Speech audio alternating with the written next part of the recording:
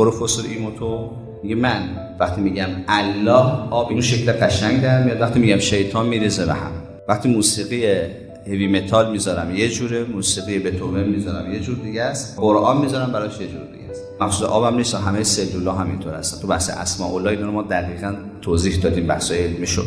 اساساً خدا تجلی بیشعور نداره. خدا یعنی چی؟ الله یعنی هستی بی نهایتی که در همه اشیا یکسان حضور داره و به اسماء کلتی ملأت ارکان کل شیء، پر کرده کل شیء و الله. خدا اساساً ظهور بیشعور نداره. این دستمال کاغذی، این خودکار میفهمه بیشتر از من میفهمه. چه بسا قیامت میگه همه اعضات شهادت میدن چون شعور دارن. عزیزم این لباسی که تنته میفهمه که تو داری دروغ میگی یا راست میگی، داری توش معصیت میکنی یا عبادت میکنی، پرتش میکنی یه جا یا میره محترمانه آویزونش میکنی، براش فرق میکنه. میفهمه اینو.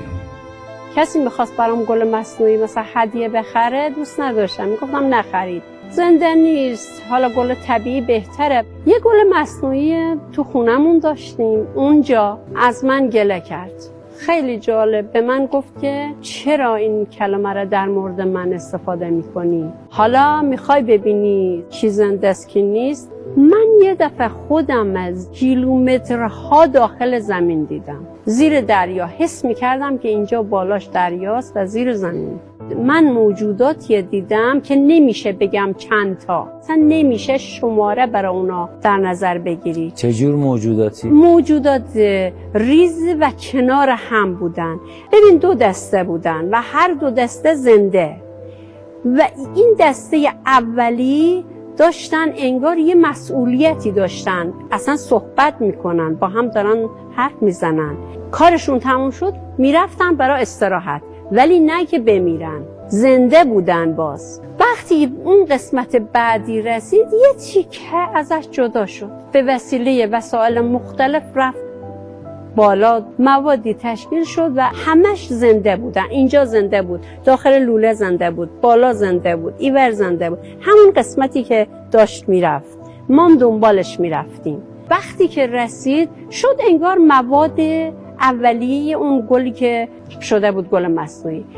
اومد وقتی داخل کارخونه، حالا اون جایی که داشتن گل مصنوعی میساختن، چند تا رنگ یا موادی دیگه بهش اضافه کردن که حالا همون رنگا هم زنده بودن. اصلا هیچ موجودی اونجا نمرده و اصلا فقط مثلا از یه جای میره جای دیگه، تبدیل میشه به یه موجودی دیگه، ولی در هر صورت زنده است. وقتی که اومد به گل تبدیل شد و حالا توسط کسی برا من آورده شد، خریدنش در همه مراحل، وقتی اومد خیلی ذوق کرد، خیلی خوشحال شد که حالا اومده به من هدیه داده شد. منم خوشحال شدم اول بار، ولی نه اینقدر که اون انتظار داشت. برگشت گفت ما راکت نیستیم، ما زنده‌ایم. خیلی برای خودم بعد که اومدم اینجا برام خیلی جالب بود و الان همون گل مصنوعی رو دارم و حس میکنم که داره با هم حرف میزنه.